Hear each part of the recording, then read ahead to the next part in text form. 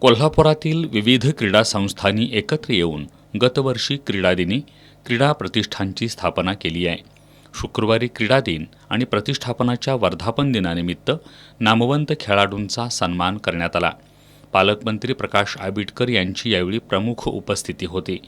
क्रीडा प्रतिष्ठानचे अध्यक्ष बाळ पाटणकर यांनी क्रीडा प्रतिष्ठानच्या स्थापनेचा उद्देश विशद केला.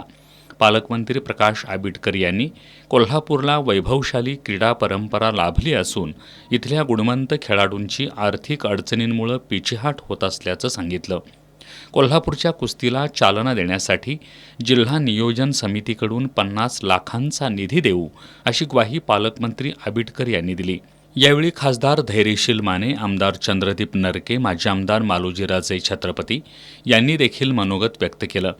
यावेळी पालकमंत्री प्रकाश आंबेडकर यांच्यासह मान्यवरांच्या हस्ते ऑलिम्पिक वीर स्वप्नील कुसाळे, अर्जुन पुरस्कार विजेता स्वप्नील पाटील, शिवछत्रपती पुरस्कार विजेते प्रतीक पाटील, श्रीधर निगडे, वैष्णवी पाटील, शाहू माने, आफ्रिद अत्तार, अन्नपूर्णा कांबळे, नंदिनी साळुंखे यांच्यासह अन्य खेळाडूंना सन्मानित करण्यात आलं.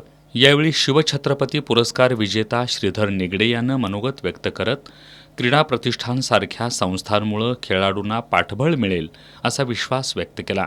या कार्यक्रमाला राष्ट्रवादी काँग्रेस शरदचंद्र पवार पक्षाचे जिल्हाध्यक्ष व्ही. पाटील, क्रीडा उपसंचालक सुहास पाटील, कौन्सिल ऑफ एज्युकेशनचे डॉक्टर विश्वनाथ मगदूम, सतीश घाटगे, दिलीप मोहिते, अमर सासणे, प्रफुल्ल मांगोरे पाटील, दिग्विजय मळगे, आनंद माने यांच्यासह विविध क्षेत्रातील मान्यवर आणि खेळाडू उपस्थित होते.